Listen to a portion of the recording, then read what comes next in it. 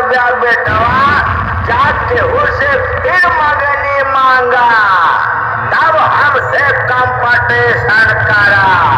वासुदेव स्वामी सीके टाउन से।